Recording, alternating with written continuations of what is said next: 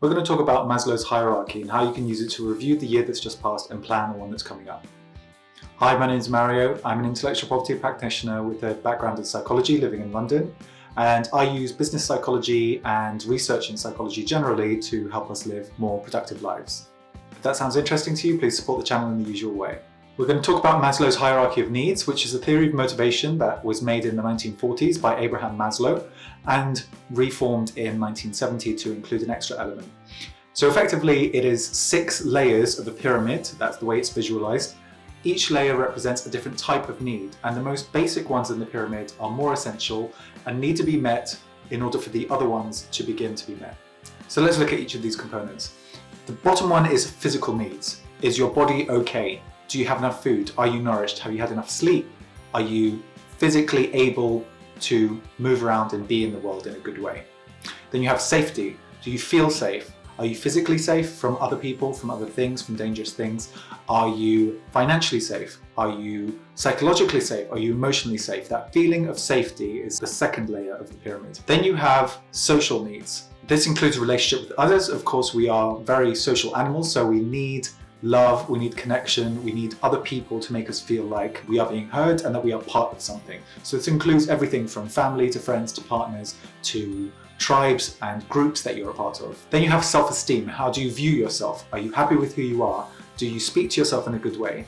Do you have positive self-talk? Then you have self-actualization, which is how much are you being the person that you want to be? Are you taking steps to become the person you want to be? Do you have a clear idea of who you want to be? Then you have transcendence, which is higher order human needs, stuff like creativity, problem solving, spirituality, art, humanitarianism, charity, that kind of stuff. Stuff that you'd want to leave behind. And so those are the different elements of the pyramid. We're going to use each of those as a framework to review what's happened in the past year and then what we want from the next year. I have created a sheet to help you do this, and I'll show you some worked examples that I've done. So the first bit is review your year, and that's about looking at the year that has just passed. Then you have plan your year, which is for the year that's coming. Then dependencies and blocks, which we'll get to later. Okay, so for review your year, you want to be looking at what went well and what didn't go well in each of these areas. So physiological, what didn't go well for me this year? No regular exercise routines, using screens before bed, difficulty waking up in the morning. What went well? Started running for the first time, started meditating, and more average hours per sleep than last year, so that's good. So you continue to do that for each of the categories. You can do it as, I think it's more important for you to go through this whole thing rather than have each of these filled in a lot. So even if you're just going to say one bad thing for one area and one good thing for each area, that's fine. If it's disproportionate, there's more in the good than the bad, or vice versa, that's also fine, as long as this comes out with some sort of tangible lesson and outcome for you. Then, once I have done that, I can write up to 3 lessons. I've just put 3, but you can have more or less if you like. Lessons that you've learned from the good and the bad. So mainly, I mean, most people will veer towards the bad, but I think you should also have ones that relate to good. So like things that you learn about yourself as outcomes of the good stuff. So I learned that I can meditate. I learned that I enjoy running when I've actually stepped outside the door, but getting outside the door is the hardest part, etc. Those are all lessons. So the lessons should relate to that area and just write those out. And then keep doing that as you go along. Planning the year. So planning the year, of course, is for next year. Come out with all these lessons, but what are you going to do with the lessons? This will automatically extract lessons you've written in the previous sheet, and you're going to want to turn it into a tangible behavior. I think a good test for a good behavior is something that you can actually visualize happening. On a Sunday afternoon, I will plan all exercise routines for the week coming.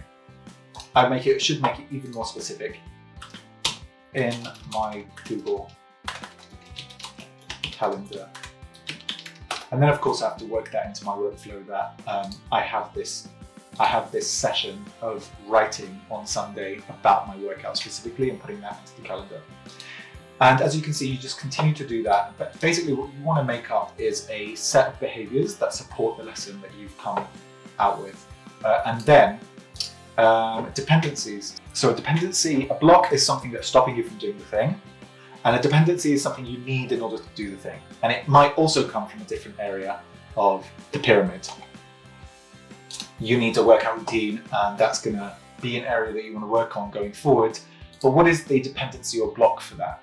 It might be that your self-confidence is not very high when it comes to working out, which is a different area of the pyramid. So I would say a block for me, low confidence in my understanding of fitness. And what area is that block in? Low confidence. So I can do the drop down menu here and look at self-esteem, right? And so now you can see that a goal that I have is blocked by another area in the pyramid. What that helps you see is that there may be a pattern in the things that are blocking you, even though you're looking at a higher level outcome. So what you're going to want to do is work on your self-esteem a little bit first. So yes, the tangible goal of having a workout predefined at the beginning of the week so that I know Monday to Friday, I know exactly what my workouts are, I know exactly what time they're taking place. That's super important.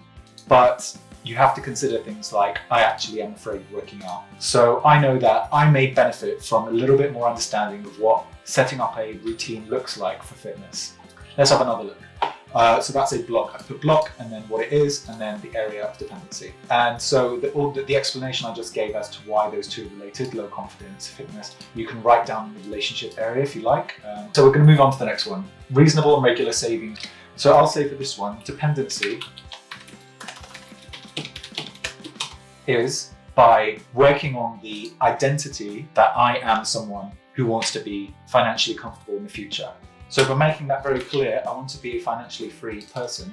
I am supporting the behavior. You have to have the behavior in there, so don't skip the previous step, which is having the very tangible behaviors. But I think where you might need an extra push, an extra kick, even though you shouldn't directly rely on motivation to keep you going, you should base it on habits and routines. I think that making the connection between those different levels of the pyramid can help you see that actually your goal is a lot deeper than just, oh, I want to save more money per month, or actually I want this to be my future self. I want to be the type of person who is comfortable with money in the future. Can really just create a positive feedback loop. And so by doing this for each of your goals, I think it's going to really help you find a more cohesive image in what you're planning for your future and what you can learn from your past as well.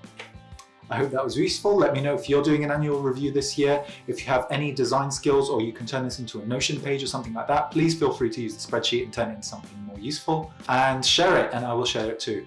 I hope you enjoyed and hope to see you at the next video.